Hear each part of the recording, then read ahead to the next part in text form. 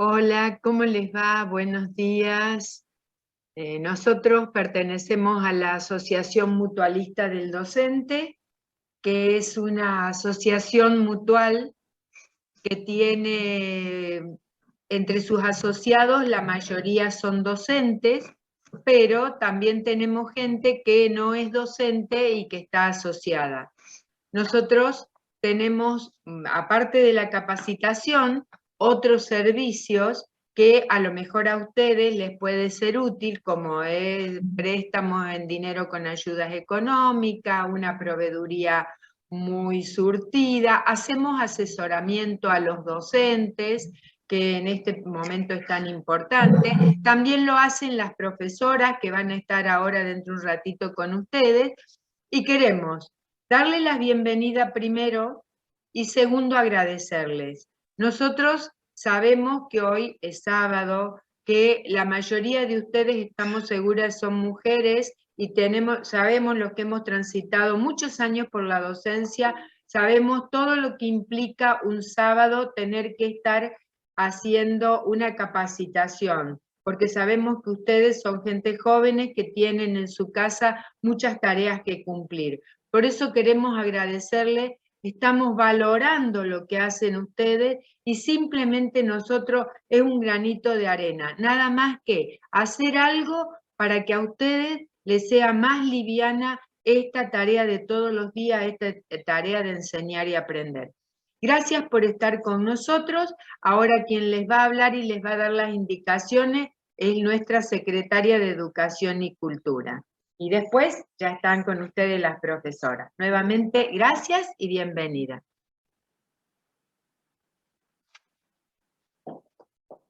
Hola, buen día. Bueno, como decía Celia, yo soy Marta Rivas, la que hablo es la presidenta de la Mutual, yo soy la secretaria de Educación, y las profesoras que están a cargo de la capacitación, tal vez muchos de ustedes ya las conozcan porque se han capacitado con nosotros desde hace 2 años que estamos capacitando por Zoom o por alguna plataforma, y realmente es acercarles los elementos que ustedes sabemos que necesitan porque son permanentes, las consultas que nos hacen, que vienen a la Mutual para que nosotros les solucionemos algún problemita o les demos o las orientemos de alguna manera. Muchas gracias por estar presentes. Les quería comentar cómo es el sistema para los que entran por primera vez. Les estamos pidiendo que apaguen las camaritas y los micrófonos porque es mucha la cantidad de gente inscrita para que no se sature el sistema de la Mutual y podamos participar todos. Nosotros estamos atentos a los chats. El sistema va a ser a través de chat, no de micrófono. Ustedes nos envían sus propuestas, lo que les está pasando, las preguntas que necesiten hacer, y nosotros se las vamos a responder terminada la capacitación. O sea, el lunes nosotros empezamos a responder todas las preguntas que ustedes necesiten que conocer. Por otra parte, también tenemos otros medios, lo pueden hacer por mail, y si no, hasta por teléfono nos llaman y les vamos a responder. ¿De qué manera vamos a constatar que ustedes están presentes? En el chat pongan su nombre, su apellido, su número de documento y incluso pueden poner el lugar de procedencia, que para nosotros eso es muy importante. Le vamos a hacer mandar un certificado prontamente de asistencia y bueno, cualquier consulta a través de el chat. Las profesoras son la licenciada Judith.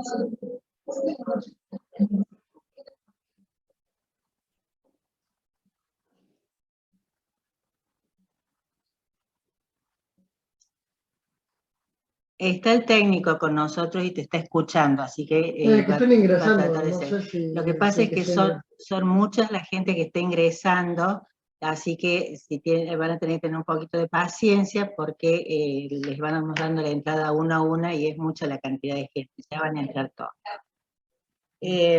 Bueno, les comentaba que la licenciada Judith Celada y la licenciada Gelda Godino son licenciada en Ciencia de la Educación y magíster, así que tienen una vasta experiencia, no solamente, que eso es lo importante, no solamente todo lo que han estudiado y todo lo que se perfeccionan día a día, sino que tienen la práctica en el aula. Son docentes que han desempeñado todos los cargos del sistema educativo, así que realmente sabemos de lo que están hablando. Bueno, las dejo con ellas, que pasen una linda mañana y muchas gracias.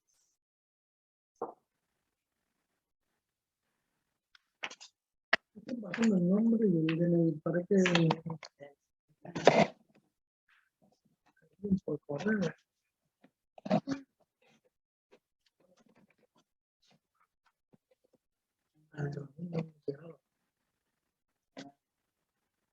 Sí. Buenos días, queridos maestros, como a mí me gusta llamarlos, estimados docentes. Aquí estamos, nuevamente, con la dicha inmensa de estar frente a ustedes, porque seguimos braceando hasta llegar a la orilla, porque si dejamos de bracear, nos hundimos.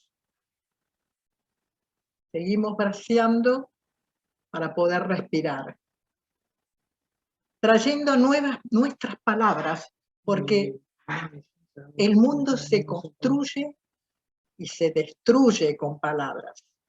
Crecemos con palabras y aprendemos con palabras. Evolucionamos con palabras. Cada vacío convoca la palabra, porque tiene poder, que la palabra es poderosa. Y porque además la palabra convoca el saber, que es lo prioritario. Hoy el tema es la violencia, como ya anunció Marta. Y por eso vamos a iniciar comenzando con desmenuzar o deshojar ese hojaldre del símbolo de la palabra, como dice Peirce, porque es un modo de acercarnos, porque con este formato Zoom es imposible analizarlo más profundamente, solo vamos a aproximarnos, porque la temática es absolutamente compleja, diría complejísima. Entonces, vuelvo a repetir, vamos a hacer lo posible para aproximarnos a este tema delicadísimo, candente, de actualidad, y que nos preocupa muchísimo. Nos preocupa no solo los maestros, nos preocupa la sociedad, al mundo. Recuerden que estamos en una plena guerra. Entonces, yo siempre empiezo con preguntas y acabo con preguntas. ¿Por qué pensar la violencia? Bien, vamos a continuar superando este problema técnico. Pequeñito problemita técnico que gracias a Facundo nos ayuda y nos apoya y nos resuelve el problema. Vamos a volver a pronunciarnos las preguntas para comenzar.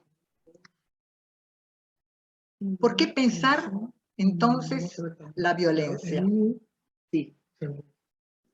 ¿Por qué nos interpela hoy tan fuertemente? ¿Por qué de solo pronunciar la palabra violencia, todo el cuerpo se estremece? El pensamiento, el corazón, centro de las emociones, se estremecen porque sabemos de lo que el significado involucra. Aunque no lo hayamos sufrido de manera directa, pero indirectamente, todos hemos experimentado algún tipo de situación de violencia en el interior del hogar, en la escuela, en el trabajo, en la calle, con nuestras amistades, con nuestros maestros y profesores, con los funcionarios. Nadie está exento de padecerlo. Violencia, esta palabra conmocionante, no es nueva en el uso. Tiene su origen desde 1220, siglo XIII, premodernidad. Antes de esto existía la violencia, por supuesto. Es implícita en el ser humano, está en la raíz de lo humano, pero no se nombraba como tal. Comienza a nombrarse la palabra en 1220, según la etimología, premodernidad. Y significa fuerza, poder. Es decir, violencia está ligada, relacionada al poder. Y su etimología proviene del latín. Violar, violare, violencia, violador, violación.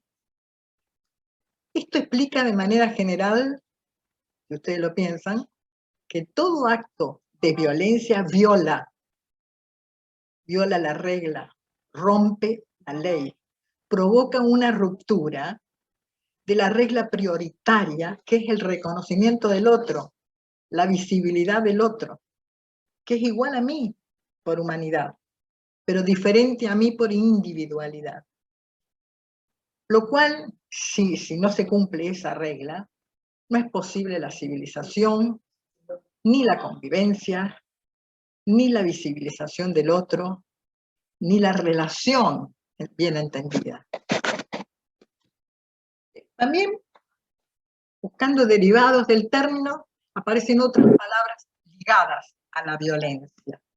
Ya en 1440, ya estamos en el siglo XV, y ya está ligada, vinculada no solo a poder, sino a potestad, autoridad y prepotencia. Fíjense, a potestad, autoridad, poder y prepotencia. Son todos términos relacionables. Sin embargo,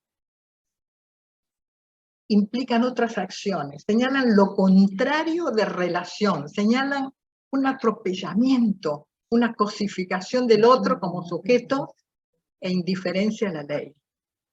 ¿Ven cómo se va complejizando el término? Y cómo las palabras tienen una génesis, una herencia, como los seres humanos. Una génesis que nos habla de una evolución, de ciertos cambios, pero siempre hay algo que se conserva en la raíz, en el ser humano y en las palabras. En el ser humano hay una raíz en el propio ADN que nos señala que es humano, pero va evolucionando de generación en generación. A la palabra le pasa lo mismo. Las palabras son cantos rodados que van modificando su significado y transformándose, pero conservan algo, conservan la raíz. Fíjese, la raíz de violencia es bio, con B corta. Es destrucción, disenso, negatividad, muerte.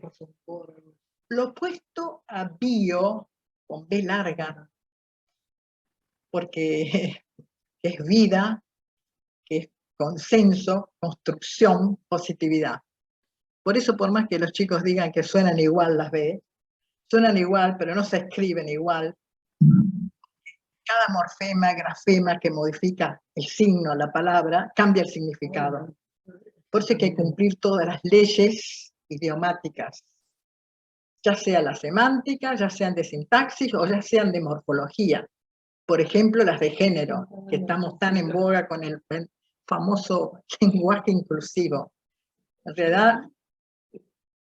realidad, no incluyen, y en cambio, el profesional docente se caracteriza por la claridad en los conceptos, la claridad conceptual.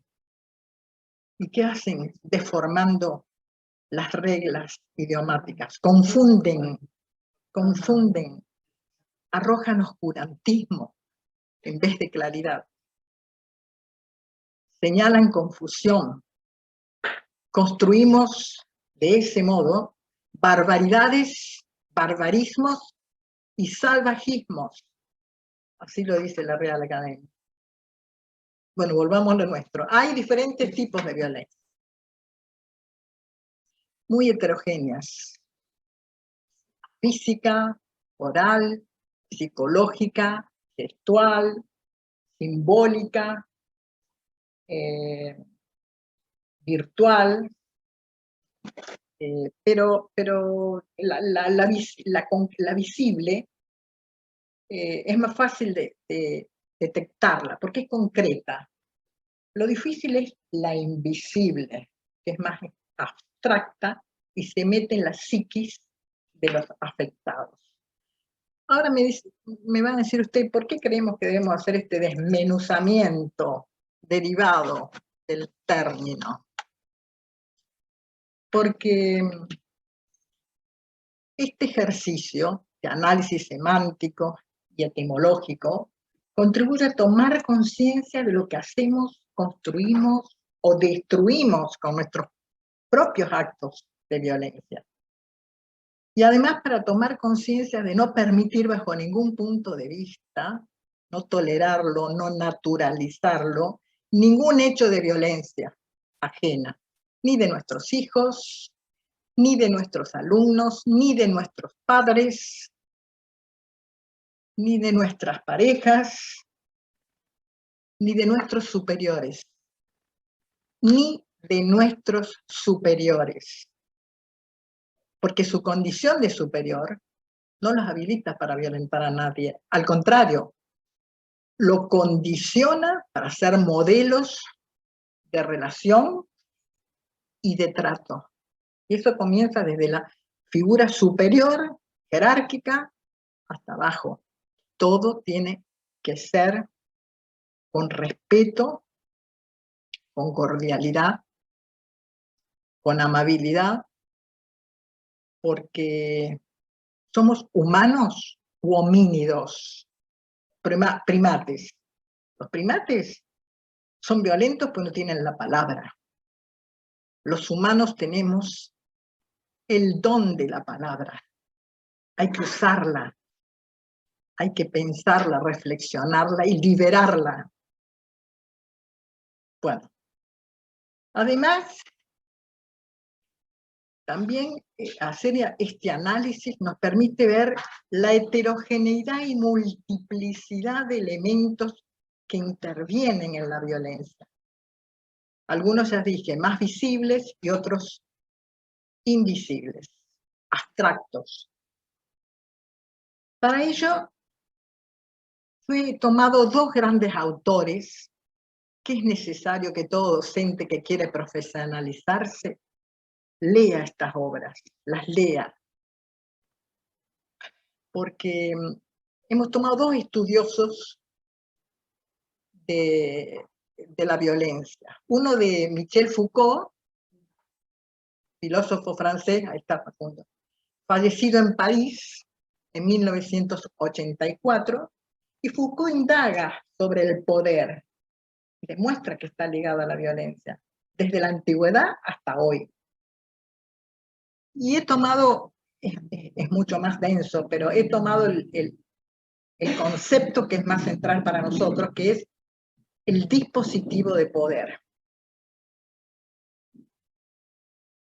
¿Qué es dispositivo de poder? ¿Qué es un dispositivo? Es comúnmente algo de lo que uno dispone para lograr algo, para un propósito. Según Foucault, el dispositivo de poder es una red de elementos heterogéneos, de prácticas discursivas, no discursivas, leyes, enunciados científicos, filosóficos, culturales, religiosos, organizaciones o instituciones, espacios arquitectónicos, edificios, creados como estrategia del poder de dominación. No solo para coaccionar, sino para ser legitimado, aceptado por todos como el deber ser, y que conlleva el propósito de subjetivación.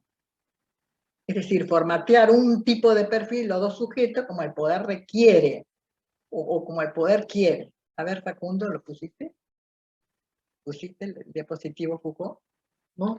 A ver, por favor, Facundo, nuestro técnico, nos va a ayudar a proyectar unas diapositivas para que les quede más visualizados a ustedes, muy simplemente, muy simple, lo que dice Foucault al respecto.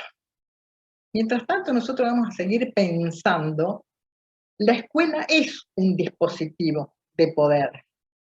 Por eso la política lo tiene tan en cuenta. Es un dispositivo para reproducir las relaciones de poder. Y él empieza tomando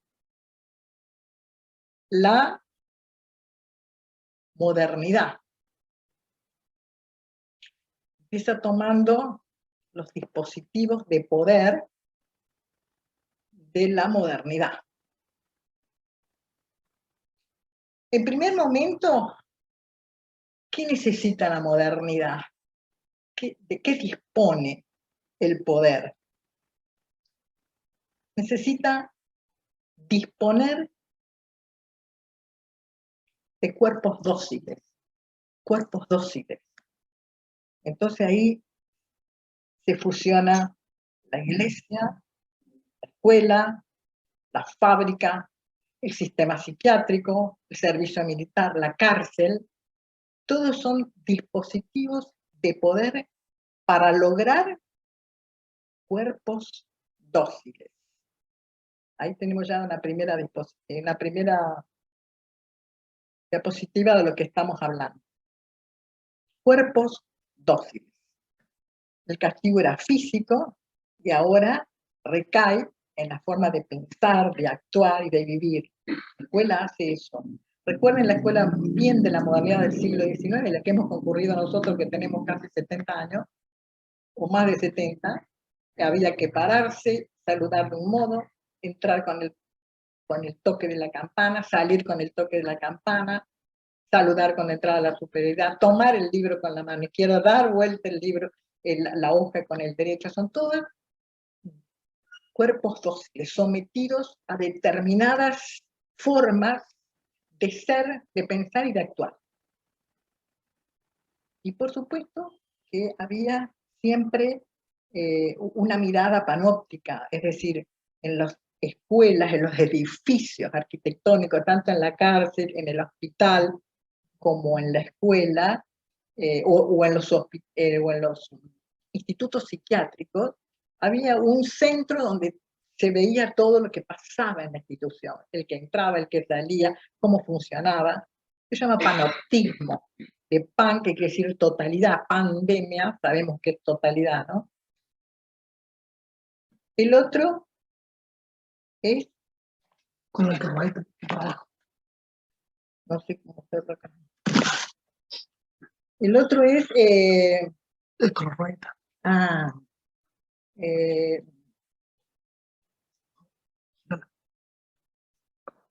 Espera un momentito. Está. Mucho. No, no se mueve. Ahí está. La segunda diapositiva es de la modernidad, dice Foucault, es la disciplina. Necesitábamos cuerpos dóciles y sometidos y además disciplinados. Disciplinados. Ese control minucioso de operaciones del cuerpo que garantiza las fuerzas que imponen como relación de docilidad. Desde la disciplina se fabrican los cuerpos, los somete y ejercita como cuerpos dóciles, transformados, utilizados, perfeccionados para lo que el poder requiere. Conjuntamente con eso hay un cuerpo de saberes que se ordena en compendios que se llaman disciplinas, las disciplinas, como las materias que le decíamos nosotros. Fíjense, eso se constituye junto, casi simultáneo. Primero la geometría aritmética, después la biología muy conectado a la medicina, después viene historia, geografía, por último, la pedagogía. La pedagogía es una de las más fresquitas, jóvenes. Falta mucho por hacer todavía con la pedagogía.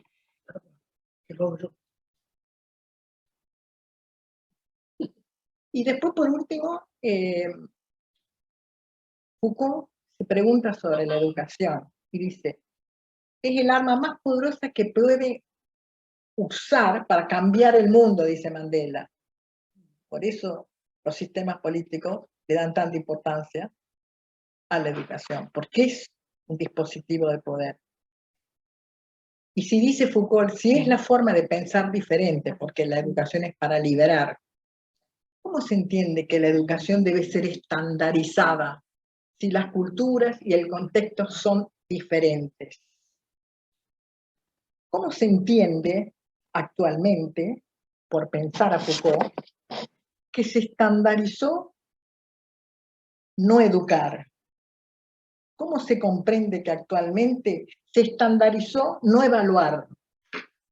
¿Cómo se comprende que actualmente todo da igual? ¿Cómo se comprende que estandarizamos la esclavitud por la ignorancia? Es para pensar, es para pensar.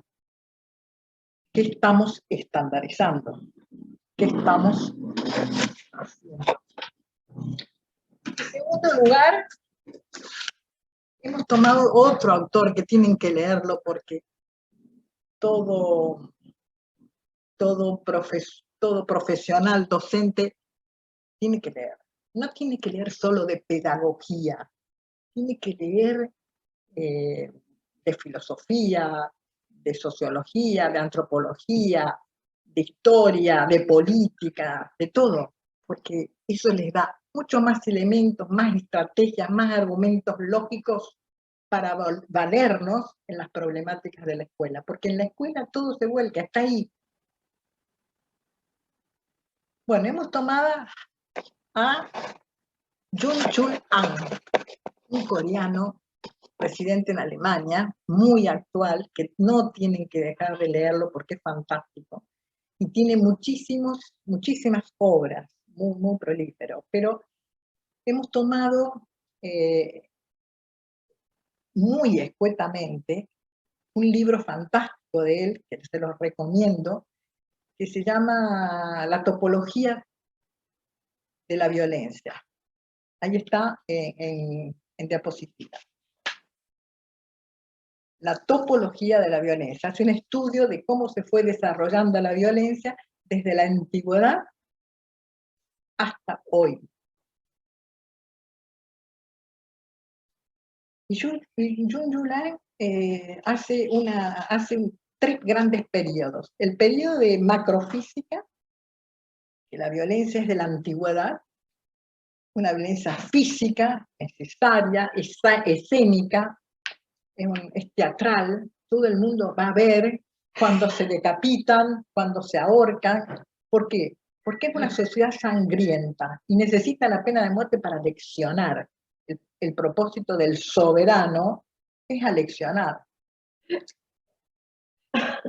Hay que decir que la violencia se ubica en el centro, está ahí. El segundo periodo de la microfísica de la violencia es durante la modernidad, la que hemos transcurrido nosotros.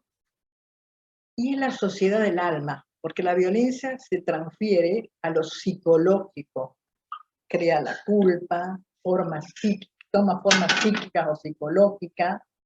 Ya la sociedad no es sangrienta, es más limpia, pero recuerden que utiliza la cámara de gas para el exterminio de los nazis. Se retira a la periferia, se oculta, es privada.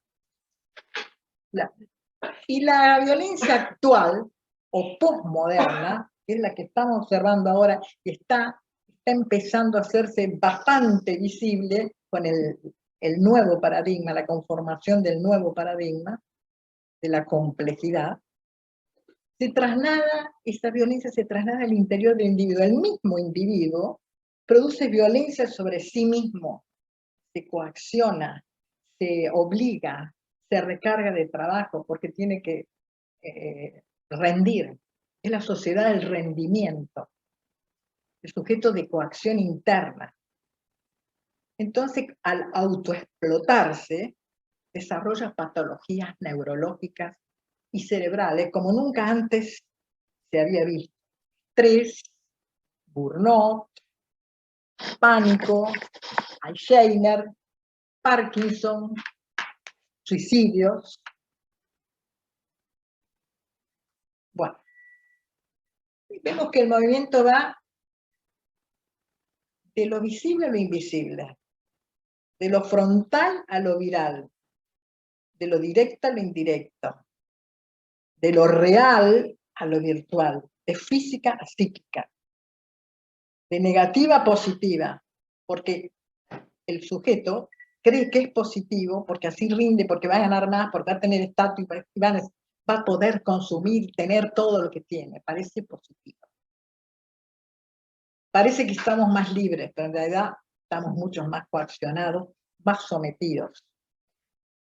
Y entonces eso se retira a espacios, la violencia se retira a espacios subcutáneos, capilares, neuronales, diría hasta cerebrales. Entonces, eso lo vamos a ver rápido porque vemos que es una decapitación en la violencia de la sociedad de la soberanía, la deformación en la sociedad disciplinaria y la depresión en la sociedad del rendimiento. Vieron cómo la violencia va distorsionando, va modificando, pero conserva la raíz que es el violar, la prepotencia, el poder, la lucha. Bueno, todo esto visto, que tuve que hacer un pantallazo muy rápido para que interesarlos a ustedes por la obra, piénsenlo en el ámbito escuela. Piénsenlo en el ámbito escuela. ¿Cómo modificamos estos hechos? Es compleja, es heterogénea, que por mucho tiempo se ocultó y se silenció. Entre alumnos, violencia entre alumnos, entre docentes y alumnos, entre directores y docentes, entre los directores y inspectores, entre padres y docentes. Es decir, el mundo es un mundo de relaciones. La violencia está en cualquier momento. Pero hay que sacarla a la luz. Hay que mostrarla. Hay que mostrarla. Si algo no se ve, porque no se quiere ver. Porque o se desplaza. La escuela siempre creyó que la violencia venía de afuera. Venía desde afuera, desde lo social. Sin embargo, la escuela ahora, los analistas, investigadores, concluyen de que la escuela produce violencia. Produce violencia. Ya no se puede mirar hacia otro lado, ya está ahí. Y si no enfrentamos la problemática, el problema nos hunde y reaparece en forma de conflicto mucho más grave, mucho más grave. Hay que modificar esto de que la escuela es una institución de la modernidad, que se concreta firmemente en el siglo XIX, pero ¿qué hace? Mantiene la lógica del secreto, de lo oculto, que deviene de la Santa Sede. Fíjense dónde está la raíz. Deviene de la Santa Sede. Todo se oculta, pero en realidad nada se pierde. Todo se transforma, como dice Lavoisier, la famosa clase de Lavoisier. Frase. Por otro lado, los modelos políticos instalan modelos pedagógicos y formas de relación. Son modélicos, pueden ser violentos, pacíficos, dictatoriales, democráticos, dialógicos o demagógicos. Pensemos rápidamente, eso también lo tengo que hacer muy rápido, aunque podría ser mucho más detenidamente cuando lo estudiemos en profundidad. Pensemos los modelos de relación que instituyó la política argentina a lo largo de la historia de nuestro país. Desde la época de la colonia y luego con el nacimiento de la nación, nuestro país se constituye como país de violencia. Recuerden de Saavedrista y Morenista la muerte dudosa de Mariano Moreno, las luchas en la guerra civil entre unitarios y federales, que hubo un montón de muertes clandestinas, la muerte violenta de Facundo Quiroga, de Manuel Dorrego, La constante lucha entre clase alta y clase baja a principios del siglo XX, las muertes también clandestinas, los sucesivos golpes de Estado, la lucha por las Malvinas, de enviar a jóvenes al suicidio sin vestimenta y recursos adecuados para la lucha, señalan un país construido desde y con la más cruda violencia. Lo tenemos en nuestra génesis. Y a pesar de que tenemos un nunca más, reivindicamos y repetimos la violencia. Lo importante de esto es que hay otras violencias más simbólicas, más invisibles, como la constante mentira, la indiferencia, la irresponsabilidad. Son expresiones de violencia que producen efectos nefastos, como la apatía, el hartazgo, la adicción, la angustia, la desmotivación, la desesperación, desánimo, depresión, tristeza. ¿Cuántos maestros hay que se toman la cabeza y dicen, ¿qué hago? ¿Qué hago? No sé qué hacer. Eso es una expresión de desesperación. Entonces, tengamos en cuenta que cada acto de violencia dice algo que no se dice. Dice algo que no se dice, que no se puede, que está obstruido en la inconsciente, que se oculta, o no tan inconsciente. Entonces, ¿qué tenemos que hacer los maestros? Abrir la palabra, iluminar con la palabra, provocar condiciones en la escuela para que se hable, se diga, que se produzca una catarsis, para que realmente empecemos a hablar con sinceridad para vencer el cinismo que también está instalado y es una forma de violencia. Entonces promocionemos y provoquemos la palabra, pero con la verdad, pero con respeto, con cordialidad, con amor, porque constituye el antídoto de la violencia.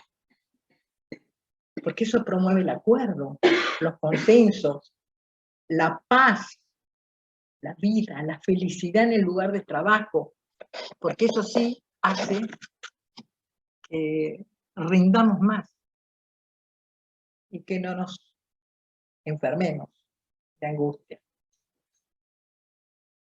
Entonces empecemos haciéndonos preguntas, porque no tenemos respuesta. Empecemos haciéndonos preguntas, porque el hacerte preguntas es empezar a reconocer la problemática, el reconocimiento de la problemática, y no simplificarlo, es el padre, qué sé yo, los padres separados, no.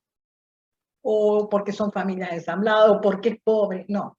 La violencia no tiene privilegios de clase, existen todas las clases sociales. En la alta, en la media, en la baja, en la más baja, existen toda la violencia, está imbricada en las relaciones. Entonces, hagámonos la pregunta primero, ¿qué sucede en la sociedad? ¿Qué sucede en las instituciones públicas? ¿Qué pasa en las escuelas, que es una institución pública? Lo que interesa de forma directa. ¿Qué ocurre en las familias? ¿Por qué mayor salvajismo en lugar de mayor civilización o educación? ¿Qué estrategias debemos transformar? ¿Qué cosas no hacemos o hacemos? Comencemos por la experiencia propia, por mí. Comencemos por el yo de cada uno de nosotros. En el lugar de trabajo, en la familia. Comencemos a provocar la palabra para encontrar razones del hartazgo, de la indiferencia, de la angustia y del sufrimiento. Y entonces poder considerarnos y empezar a preguntar, bueno, ¿qué hacemos? ¿Dónde estamos parados? ¿Qué país queremos? ¿Qué ciudadano deseo ser para enseñar? ¿Qué ciudadano sujeto argentino quiero mostrar al mundo? ¿Qué ciudadano quiero mostrar al mundo? qué sujetos o procesos de subjetivación estamos formando en la escuela. Si en vez de dar confianza, seguridad, liberación de la palabra, ocultamos, miramos a otro lado, simplificamos el hecho o desarrollando la culpa en otro lado. Entonces, las dejo con todas estas preguntas. Son muchas, pero hay que empezar a hacérnoslas y a planteárnoslas. Así que, muchísimas gracias. Voy a dar lugar a mi querida compañera porque va a puntualizar todo esto en el ámbito escuela. Muchas gracias a todos.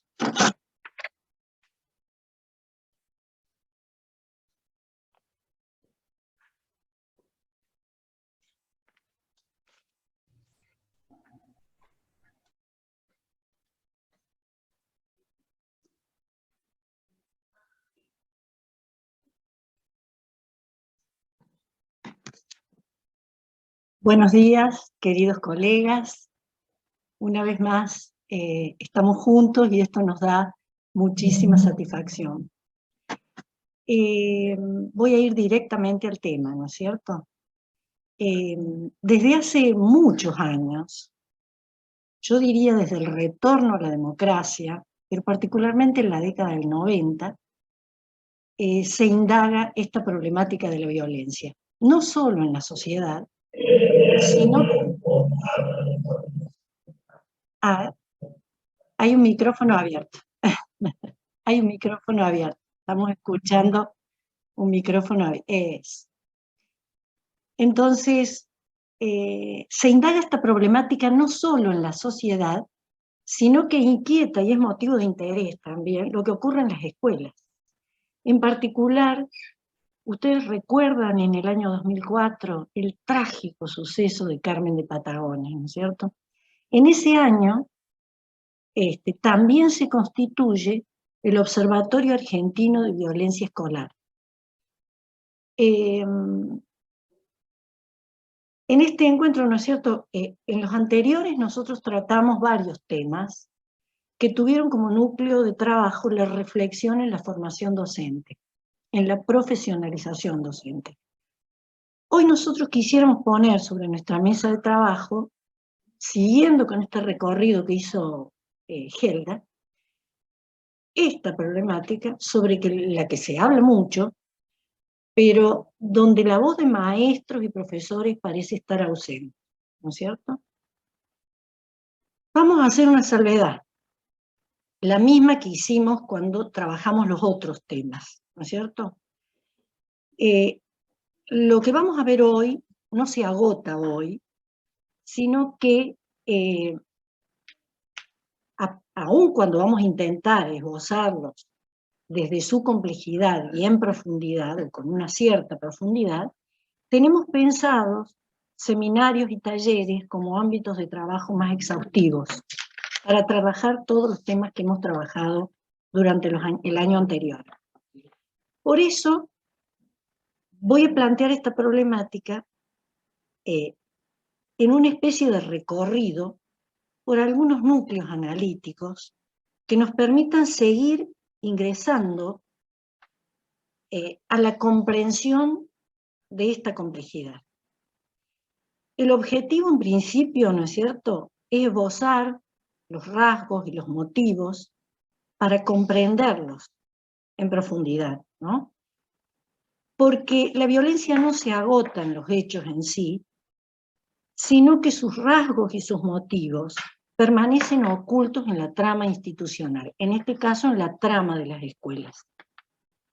A su vez, y por la naturaleza de nuestra profesión, que esta comprensión esté ligada a acciones que reclama la relevancia que cobran estos fenómenos en la vida de los sujetos. Entonces yo voy a hacer como algunas indicaciones, algunos núcleos, para ir observando lo que sucede. La primera indicación lo constituye la numerosa bibliografía que se refiere al tema, ¿no es cierto? Hay países como México que desde 1970, Inglaterra, Estados Unidos, pero todos los países, o sea, hay muchísimo conocimiento disponible sobre el tema.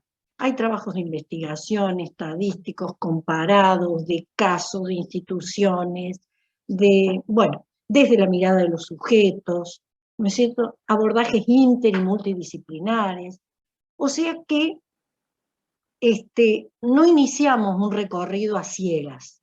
Entonces recomendamos búsqueda y lectura y nosotros nos hemos comprometido a mandarles por mail la bibliografía que hemos trabajado para este encuentro. Vamos a una segunda indicación y ya mirando a las escuelas, ¿no es cierto? Pensando en un enfoque relacional y partiendo desde la idea de que cada escuela es diferente a las otras. No hay dos escuelas iguales, ¿no es cierto? Y vamos a inscribir, como nos señala Furlan, Alfredo Furlan, un argentino radicado hace muchísimos años en México, especialista en esta temática, aquí y en México, vamos a partir desde la relación contradictoria que hay entre violencia y convivencia. La violencia se definiría como un conjunto de acciones que uno o algunos miembros de la comunidad escolar o de cualquier otra comunidad le hacen a otro o a otros con el propósito evidente o no de hacerles daño. La convivencia, en cambio, es una condición de las relaciones interhumanas y además, en nuestro caso, con lo escolar. Convivir es inherente a la vida humana, pero aquí le sumamos el convivir para posibilitar el ejercicio educativo.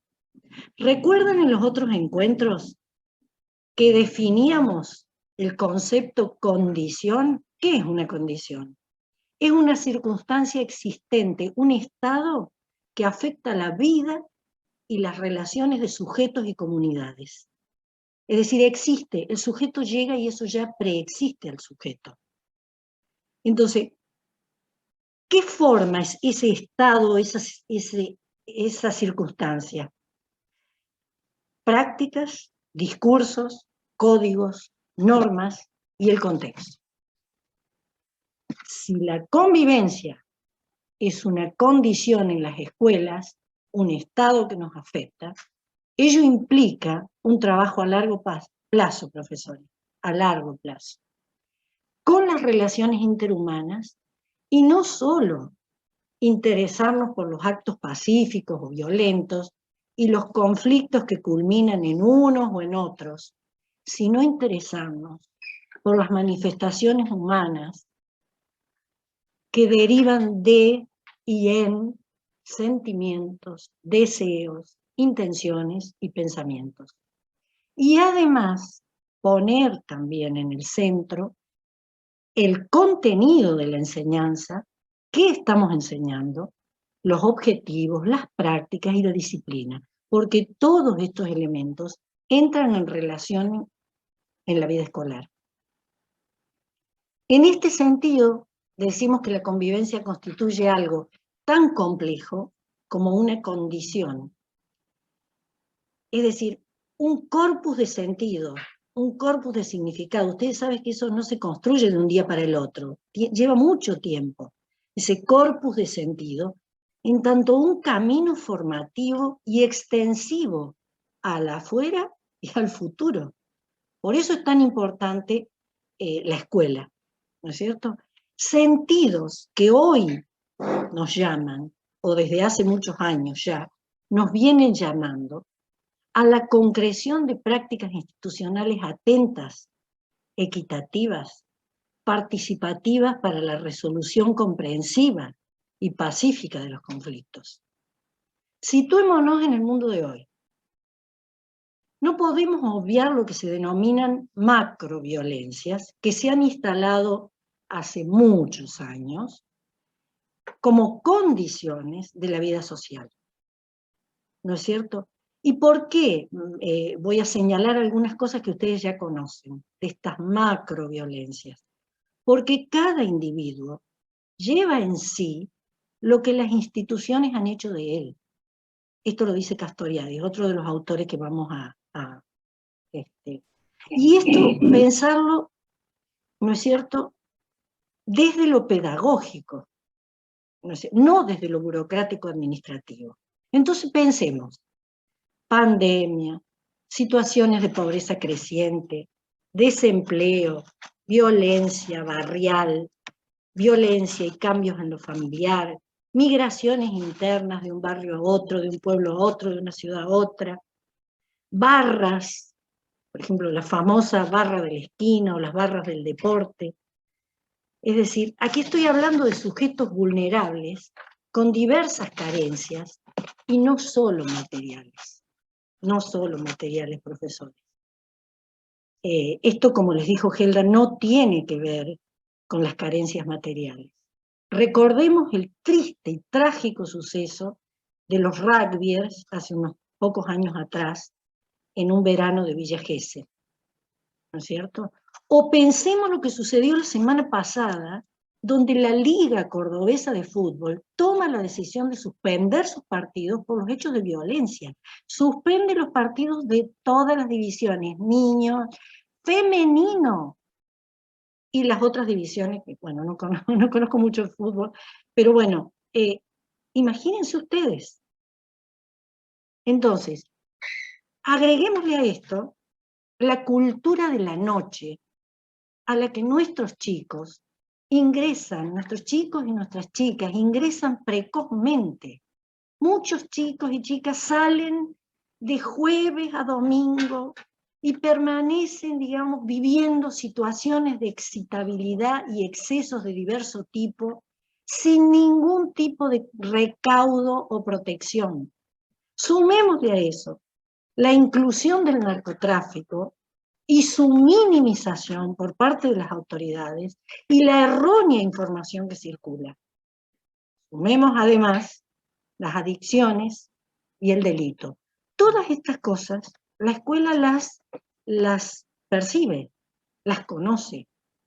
Yo voy a hacer un señalamiento acá, porque según estudios realizados, no es que los chicos o jóvenes de contextos vulnerables sean más violentos que los de contextos que lo son menos o que no son vulnerables en lo material. Estos estudios, digamos, en diversos lugares del mundo, ¿no? Como ya les dije. Entonces, pensemos entonces en este mundo que se ofrece a nuestros jóvenes y a la niñez, que estas condiciones están jugando en contra de la construcción de subjetividades y sucede en todos los sectores sociales, aislando a unos de otros y de distinta forma operan constituyendo una compleja vulnerabilidad que lleva implícitos miedos, incertidumbres, la vergüenza, soledad, sin amigos. Hay chicos sin amigos, u otros tienen 400 amigos y 800.000 seguidores, o sea, no sé qué será eso. Timidez, ¿no es cierto?, que fragilizan la construcción de la autoestima y la desestructuración, o sea, provocan una desestructuración de hábitos que a los niños les otorgan seguridad y, en definitiva, felicidad. Estas cuestiones no solo son fuente de agresividad contra los otros o contra sí mismos, sino que también, como decía, como ya les señaló Helda, conducen a la pasividad o a la ignorancia. Pensemos acá en aquellos que en la trama de la violencia, porque la violencia es una trama compleja, asumen el papel de testigos mudos o de cómplices, ¿no es cierto? ¿Qué era? Recuerden que definimos lo que es la subjetividad. ¿Qué es la subjetividad? La subjetividad se enseña, profesores, se enseña. Es la posibilidad, la capacidad y las disposiciones que adquiere un individuo para pensarse a sí mismo, pensar el mundo que lo rodea y pensar a los otros y posicionarse en ese mundo. Entonces, vamos hilvanando, ¿no es cierto? Detengámonos entonces, vamos a otro núcleo de análisis, ¿no es cierto? Vamos acercándonos, dando vuelta en círculos hacia la escuela, ¿no es cierto? Acerquémonos a la vida escolar cotidiana, ¿no es cierto? Pensemos también en nuestras relaciones profesionales, es decir, no pensemos solamente en el mundo de los chicos, vayamos pensando en nosotros. Entonces, yo he ido hablando de algunos conceptos: condiciones, violencia, convivencia y contexto. Pensemos ahora en otro concepto que Gelda ya mencionó, que está implícito en las relaciones humanas, pero sobre todo en nuestras instituciones, donde los agentes tienen una autonomía relativa y que está, digamos, este sistema educativo está organizado de una manera jerárquica. Y esto es, y basándonos en la analítica de Foucault, es pensar, Foucault no habla directamente de violencia, habla del poder. Y yo voy a repetir un poquitito algunos conceptos de él para establecer la diferencia entre poder y violencia. El poder, profesores, es una acción sobre las posibles acciones de los otros. Se inscribe en un campo de posibilidades, busca incidir sobre los otros para dominarlos. Pero esto nos permite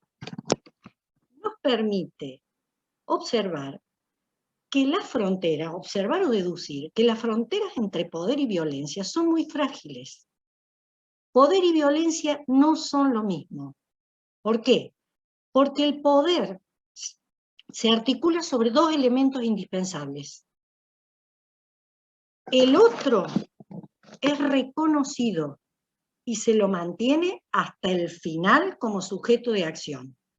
Pero cuando el poder se agota, opera de manera drástica para quebrar la resistencia del otro. Aparece entonces la violencia. La violencia, en cambio, ¿no es cierto?, en ella, el otro es cosificado, es un objeto, se le niega su dignidad, se dispone de la dignidad del otro para dañarla, para usarla, para destruirla. Fácilmente, muy fácilmente, quien detenta poder puede deslizarse a la violencia. Y la violencia, profesores, encuentra su fundamento precisamente allí, en la negación de la identidad y las diferencias del otro, cualquiera sea su diferencia. ¿Se acuerdan que trabajamos el tema de inclusión? Cualquiera sea su diferencia, de clase social, de raza, de edad, de género, cualquiera sea su diferencia, con la violencia se intenta la desaparición del otro, el no reconocimiento, la destrucción del otro en tanto sujeto. Entonces, decimos que no obstante, no toda violencia deriva del poder, no toda la violencia deriva del poder. La historia lo muestra, ¿no es cierto? Violencias étnicas, raciales, hechos tremendos en la historia del mundo, bueno.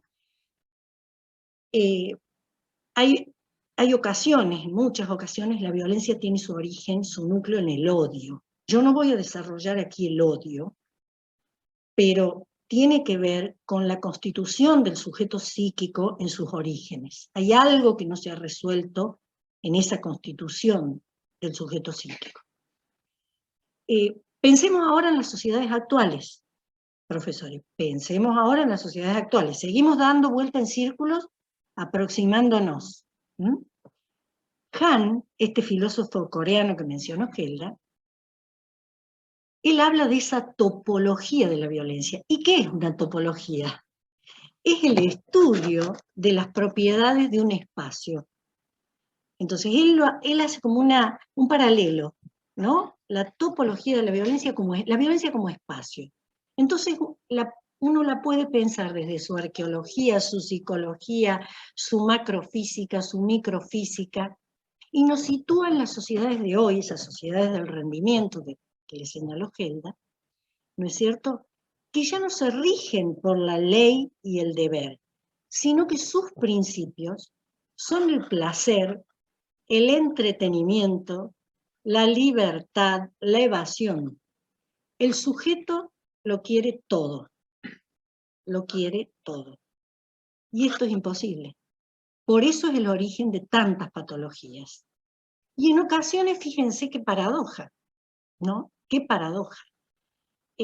Las sociedades recurren a algo tan arcaico desde la antigüedad, que viene de la antigüedad, una práctica de la antigüedad, como la venganza. Fíjense ustedes, hoy se recurre a veces a esto.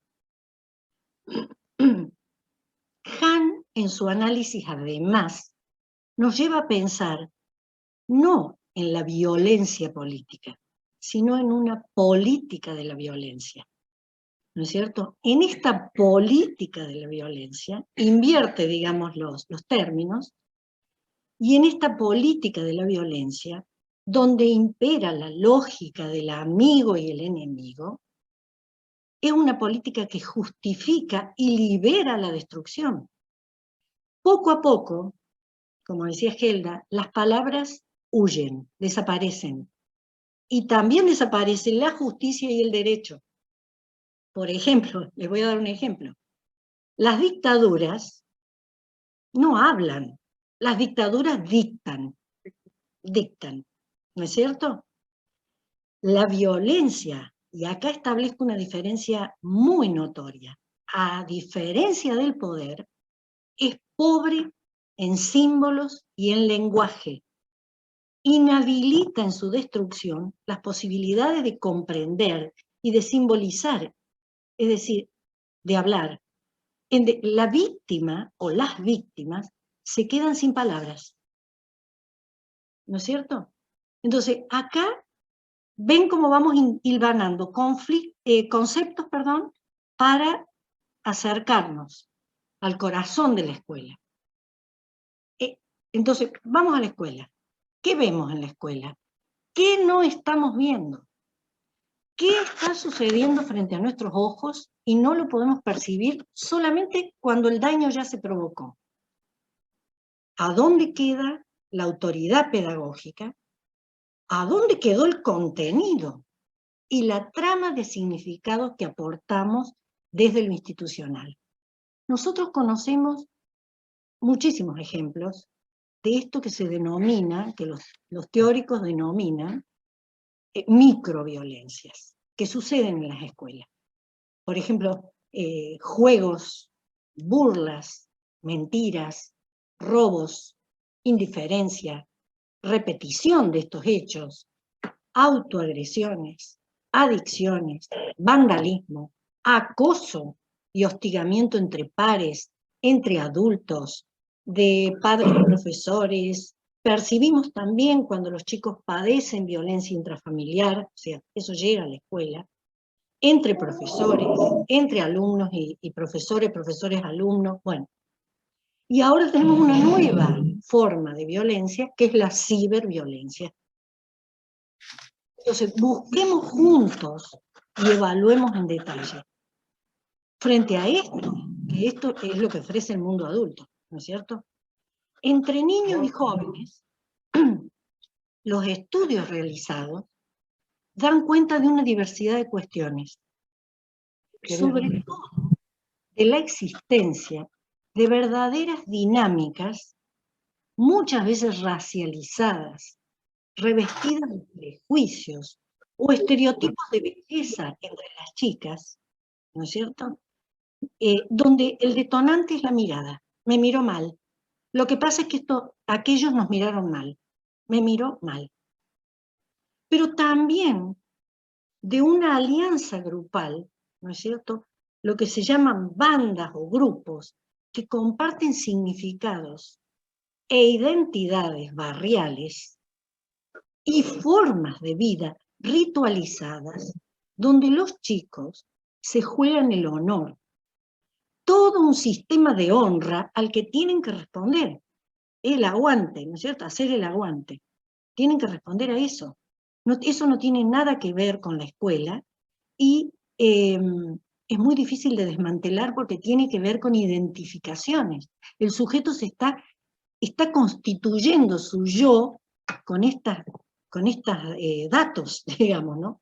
Entonces es una compleja lógica, profesores, a revisar, que subyace a los enfrentamientos, complicadas redes de interdependencia juvenil e infantil, regulada por otros códigos, como ya describimos, otros modelos adultos. Hemos entendido en profundidad que estos saberes previos forman parte del conocimiento de chicos y jóvenes, pero partimos desde la posición de todo el equipo, de que la aparición de cualquier situación de violencia puede expresar, por supuesto, problemáticas individuales o familiares, ¿no es cierto?, que requieren el tratamiento psicoanalítico, psicológico, por supuesto, eso existe, ¿no es cierto? Como así también la interdisciplina en los trabajos grupales con los psicólogos. Pero los hechos de violencia en la institución son apenas la punta de un iceberg, una alerta, porque sus aspectos constitutivos permanecen escondidos en la trama relacional de la institución. Existe una convivencia en tanto condición, recuerdan la definición de condición y de convivencia, en tanto condición que lo que pasa en un aula, una situación de violencia en un aula entre dos niños, que sucede dentro de la escuela, hay una convivencia en tanto condición que de alguna manera tiene instalados mecanismos o ausencias que habilitan estos sucesos. Entonces, los hechos se podrían anticipar, se podrían evitar. ¿Qué experiencia le ofrecemos a los chicos? Lo que pasa, un hecho de violencia en el aula, en el patio, en la puerta, entre profesores, entre jerarquías diversas, entre padres, ¿se podrían evitar? Miren, profesores, para desmantelar esta espiral que nos conmociona siempre, siempre, es preciso reconstruir el proceso, realizar un recorrido que construya un saber, que nos permita comprender, no solo a nosotros los adultos, a los chicos también, comprender sus tiempos, cuándo comenzó, es repetitivo, es ocasional. Si los actores lo reproducen desde un pasado más o menos reciente, o es algo que se viene repitiendo, ¿qué implicancias tiene el afuera? ¿Qué implicancias tienen los adultos? ¿Y por qué? ¿Por qué? Ante un hecho violento, profesores, no podremos comprender, reparar, sanar, reconstruir, prevenir, sin una tarea que no es de algunos, de dos, de un grupo, de un curso, sino que es una tarea colectiva. Toda la escuela tiene que hacer un replanteo. Tampoco podremos comprenderlo si no instalamos en el centro de la escena, nuestro plan o proyecto pedagógico. Porque hay en la violencia escolar, profesores, una carencia, un sufrimiento que no se ha considerado un contenido a transmitir. Y además, toda la violencia, tiene consecuencias académicas y psicológicas que son una extensión del fenómeno. Hasta los adultos que padecen violencia van a tener consecuencias académicas y psicológicas. Entonces, no podemos conformarnos, profesores, quedarnos ahí, acostumbrarnos, como decía Silvia Bleichmar, en sus trabajos que fueron hechos en los años 90. Ella decía, y voy a decir una frase textual, una sociedad que se fue acostumbrando, una sociedad que se fue acostumbrando a la violencia política, ideológica, a la mentira, a la hipocresía, al desánimo, a la apatía. Fíjense, en los 90 ella analizaba los procesos de los 90 y hacia atrás, o sea, hacia las dictaduras sucesivas.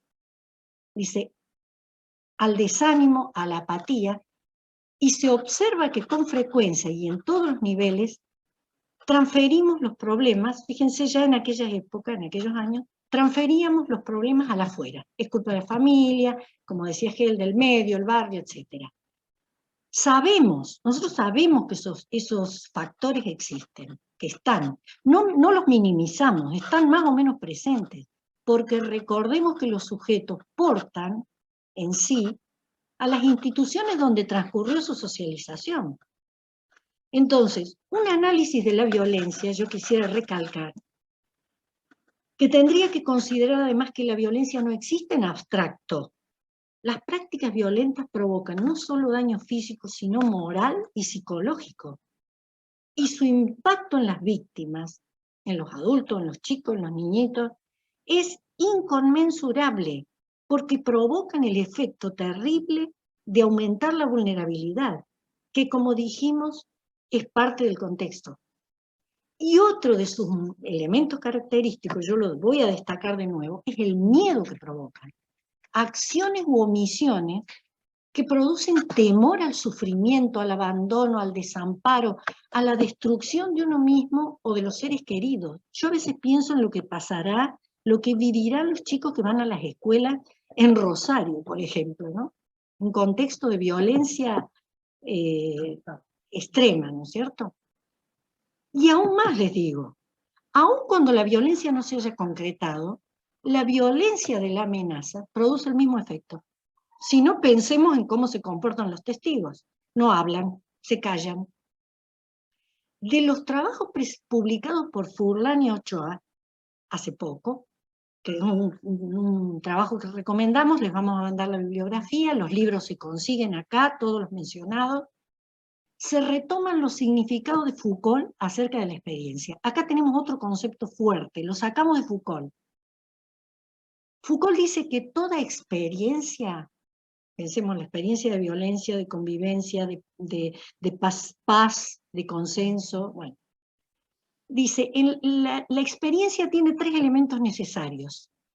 La experiencia es un juego de verdad, implica en más o en menos relaciones de poder, e implica también formas de relaciones con uno mismo y con los otros. La experiencia, estos núcleos de experiencia, como le llama él, ¿no es cierto?, permiten o son una reconstrucción reactiva de un hecho que puede transformar al sujeto, resignificando lo que es, lo que vive o lo que vivió. ¿Qué es tener experiencia? Ay, esto no me va a volver a pasar. Uno lo dice a veces, esto no me pasa más. Ahí viene otra vez, no me vuelve a pasar. La experiencia permite esa resignificación de la subjetividad. En un trabajo de subjetivación en las escuelas, es posible recuperar como núcleos de experiencia a las prácticas violentas, aunque no hayan sucedido en esta escuela o en aquella, y haya sucedido en la otra del otro barrio, o de otra provincia. Entonces, ello supone, profesores, trabajar con todos y disponer de instrumentos que nos permitan analizarlas con los chicos, entre adultos, en su particularidad y en relación a los saberes del contexto y de la época.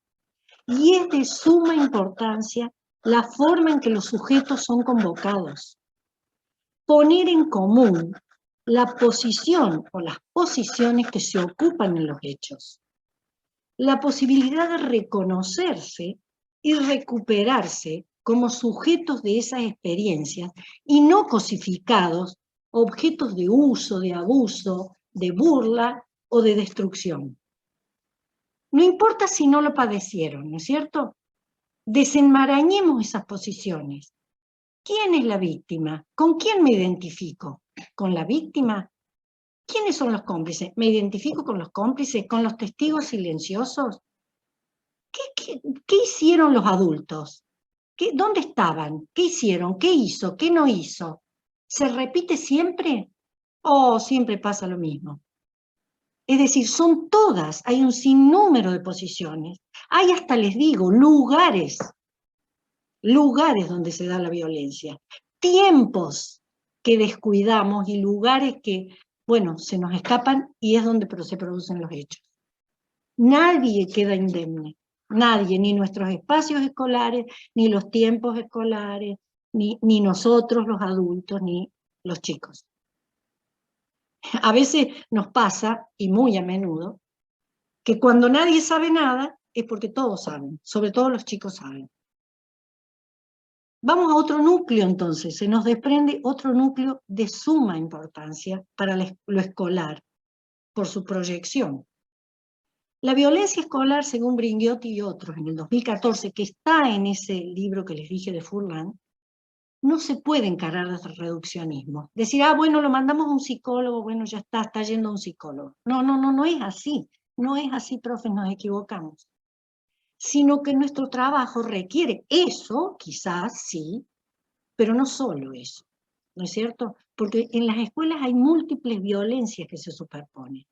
No se trata de trabajar solamente la puesta de límites, sino que es un contenido para la constitución del sujeto psíquico, constante, y hablo de un contenido que es la construcción de legalidades y una derrota de la impunidad, no pensando en castigos o coacción, sino en consecuencias y en reparación efectiva, y que a veces las consecuencias implican pérdida de ciertas ganancias, digamos, ¿no? Se trata de recrear el contrato intersocial en la escuela. Estamos hablando de la construcción de un sujeto ético. Por supuesto que el psicoanálisis acá tiene mucho para aportar, ¿no es cierto? Pero básica y brevemente, la ética se hace vida en los chicos en tanto una obligación hacia el semejante, desde muy temprana edad, ¿no es cierto? Ahora, ¿cuáles son las condiciones de construcción de subjetividades en nuestro país, de la construcción de la ética? En este dilucidar y reconstruir, como ya dijimos, no es solo la convivencia la que es preciso restaurar y priorizar. Miren, siempre Silvia Bleichner, la gran psicoanalista argentina, nos advertía, siempre en los 90, ¿no es cierto?, que la violencia y sus nuevas formas dan cuenta de procesos muy severos de desubjetivación en el país, en el mundo, y de procesos muy profundos de impunidad y resentimiento acumulado. Bolsones de impunidad en un país desgastado desde hace muchos años por la impunidad en los estamentos de poder. Este análisis es de los 90 hacia atrás, el presente de los 90 hacia atrás. Entonces, Bleichner desprende una cuestión de suma importancia al tratar este tema, que nosotros educamos un poco para el presente, ¿no es cierto? Sí, pero sobre todo para el futuro. Entonces, al pensar en ese futuro, es que cobra relevancia, una relevancia clave, la enseñanza de la ética. ¿Pero a partir de qué? A partir del principio del semejante y de mis responsabilidades hacia él. Es transmitir el tener en cuenta la presencia, la existencia del otro. Y aquí se desprende otro problema a considerar y reconstruir. La relación entre la ley, el derecho y la autoridad. Esta es la cuestión. Una autoridad no se puede ejercer sin moral e identificación con la ley. Y toda ética a toda edad, recordémoslo para nosotros, digámoslo para nosotros. Toda ética a toda edad y nivel, y haciendo una síntesis, se podría resumir en el imperativo categórico de Kant. Actúa de tal manera que tu conducta pueda ser tomada como una norma universal. Traduciendo, no le hagas al otro lo que no quieres o no quisieras que te hagan a vos. ¿No es cierto? Pensemos, si no, en la famosa y antigua obediencia de vida. ¿Se acuerdan? ¿Se acuerdan, profe? Bueno, para no dar ejemplos actuales, porque estos análisis vienen como encadenados en lo histórico, ¿no es cierto?, en estos procesos históricos. No estamos hablando de un hoy solamente, estamos hablando de un proceso histórico. Entonces, para asumir responsabilidades, debo saber transmitir que la impunidad, ¿qué es la impunidad? La impunidad, profesores, es la invisibilización de la víctima. La víctima no se ve, no se escucha, no existe. Entonces, ¿por qué no se puede, por qué tenemos que transmitir estos contenidos? Porque estos contenidos implican la vida y no se puede aprender a vivir por ensayo y error. Nos equivocaríamos cada minuto. ¿Y cómo se aprende? Se aprende por la confianza en el otro, que también es otra de las condiciones a reconstruir. ¿Cómo se reconstruye la confianza? Entre otras cosas, porque no se actúa desde la arbitrariedad religiosa, ideológica, o desde cualquier tipo de autoridad definida desde cualquier razón, sino que esa autoridad está definida por el cumplimiento de una legislación que pone en el centro derechos y obligaciones de orden colectivo, no parciales o referidos a intereses especulativos. Este es el gran debate de hoy. Nos obliga a todos. Tenemos que reconstruir la relación de los adultos entre sí, niños y jóvenes, todos con la ley y las normas que nos obligan a los que convivimos. Entonces, tenemos leyes que regulan nuestro trabajo. Tenemos decretos, resoluciones para regular la convivencia. Podemos enriquecer la vida en común discutiendo acuerdos escolares de convivencia. Podemos constituir consejos de convivencia. Y podemos realizar múltiples actividades en todas las asignaturas, en todos los centros de interés, en todas las edades. Escuchar, en primer lugar, por supuesto, permitir hablar y revisar esta problemática, también entre adultos, si esta problemática existe o no. Porque esta experiencia en las escuelas instala la posibilidad de transferirla a otros órdenes de la vida. ¿No es cierto? Fleischmann nos señalaba también, hay que terminar con el mito de que la violencia es producto de la pobreza. Ella nos decía que la violencia es producto de dos cosas, y yo acuerdo, digamos, básicamente, ¿no? Es producto de dos cosas, el resentimiento por las promesas incumplidas y la falta de perspectiva de futuro. Otra salvedad, como para ir concluyendo. Hablar, como les decía Gelda, decir palabras,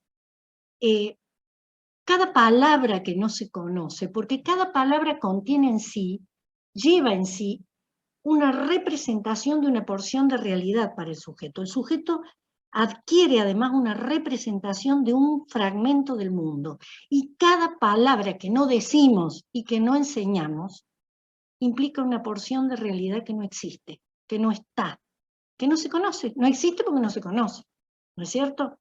Entonces, se trata una vez más de ofrecer y transmitir contenidos éticos, ¿no es cierto?, diferentes y a veces opuestos al contexto, ¿no es cierto?, que tiene, como dijimos, una herencia soterrada de violencia. El contexto nuestro, hay una historia soterrada allí de violencia, que va más allá de estos estallidos en las instituciones, ¿no es cierto? Pero se trata de comenzar a pensar la institución. ¿Qué hacemos en esta escuela? Junto con los chicos, al primer día, los nuevos, los que llegan, los que ya llegaron. ¿Qué hacemos en esta escuela? ¿Cómo vamos a trabajar en esta escuela? ¿Cómo vamos a enseñar? ¿Se puede usar el celular en el aula o no? A veces lo vamos a usar, este profesor dice que sí, el otro no, el otro dice que a veces. Vamos a usar el libro, a veces el celular, a veces la notebook. Si alguien no tiene la notebook, bueno, trabajamos en grupo, compartimos. O sea, Se trata de pactar estas micro decisiones de manera permanente para construir un saber de todos, ¿no es cierto? Y lo mismo sucede con las relaciones entre adultos, ¿no es cierto? ¿Y saben por qué, profe?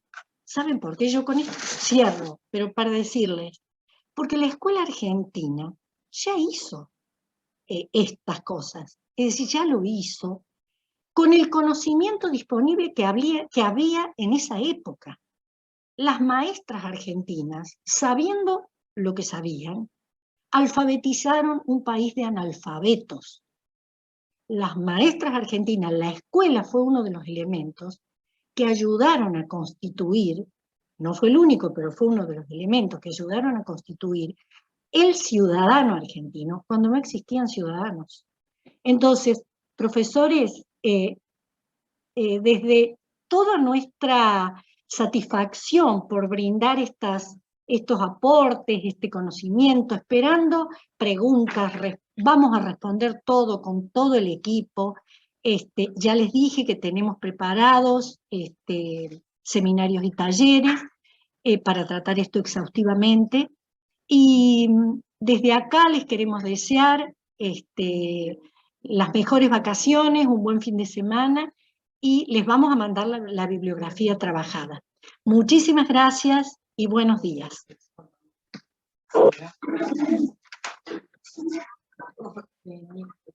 Sí, hola.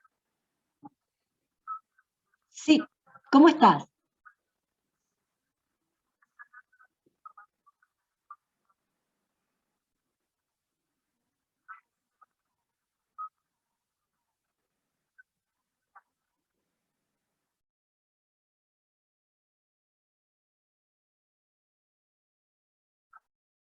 Sí, por supuesto.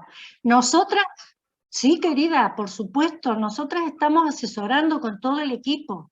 Tenemos abogados, tenemos profesores de otras asignaturas, nosotras. Sí, mandanos tus preguntas. Por favor, al mail de la asociación que pasa directo al equipo.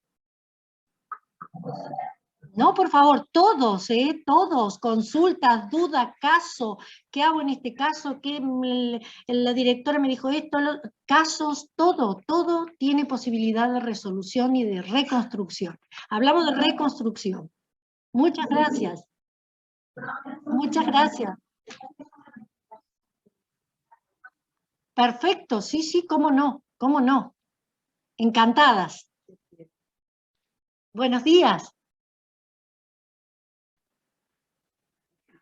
Bueno, gente, como dijo Judith recién, no solamente Carolina, todos los que necesiten preguntar o se hayan quedado con muchas cosas, porque yo escuchaba recién que las palabras es muy importante escucharlas, y lamento que por este medio que nos condiciona muchísimo por la cantidad de gente que hay, no podamos haber hecho un diálogo.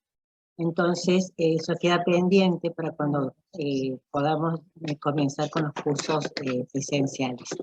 Entonces, les pido por favor que todas las preguntas que ustedes tengan, todo aquello que tengan que decir, lo manden por mail, al mail en el que se inscribieron, al mail de la Mutual, al mail de Cultura. Muchísimas gracias, realmente ha sido un placer estar con ustedes esta mañana.